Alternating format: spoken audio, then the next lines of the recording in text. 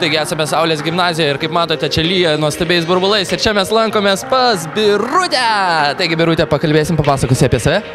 Taip, labas Žygi.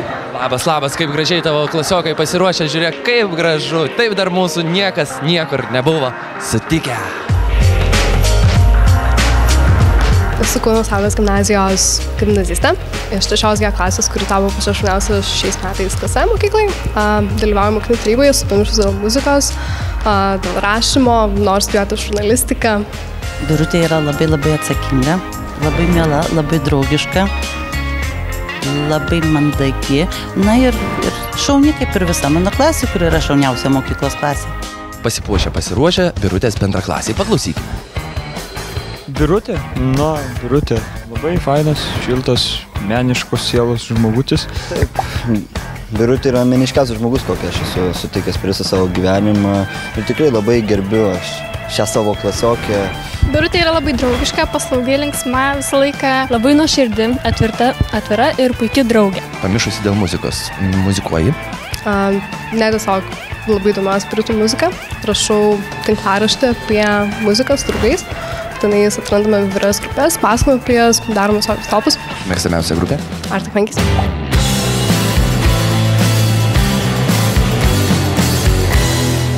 Apie mokslus papasakok, kas sekasi, kas nesiseka. Sekasi šiaip kalbos, visiškai nesiseka matematika. Šiaip labai atsiprašau matematikos mokslas.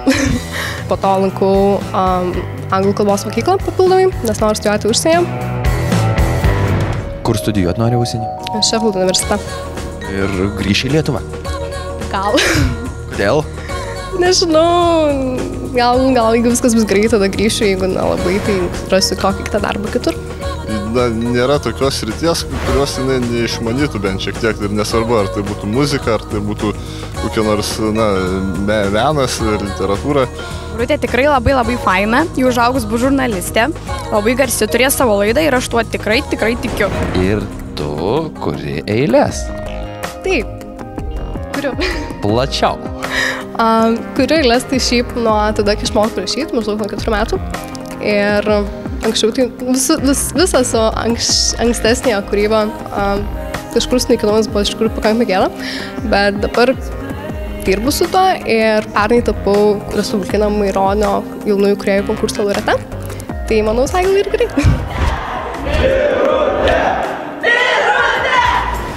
Galvojat, kaip seksis pas mus? Aš manau, kad jinai turėtų būti viena iš pirmųjų. Žinai, Rokai, ko palinkėsime Birutei dvies? Manau, mes turėtumėm tikrai palinkėti jai kuo didžiausios sėkmės, kad nepakištų kojos jai tikslieji mokslai, kad nepasimestų sudėtingoj situacijoje. Tai stiprybės. Stiprybės, taip. Taigi, štai tokia šaunutė mažutė Birutė, o dabar kelkimės į kitą mokyklą, kuri yra taip pat Kaune, Santaros gimnazija pas Aurimą. Ir kadangi aš esu nevietinis, pasikliausiu man dovanotais muilo burbulais.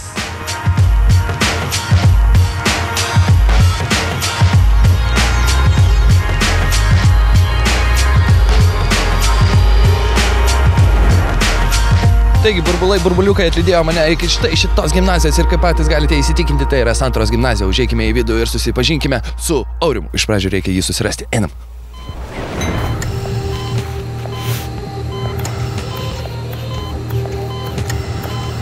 Man sakė, kad čia rasiu Aurimą ir man sakė tiesą. Sveikas, Aurimai. Sveikas. Labadiena, seselė. Kas yra, negalvoji? Mirštu.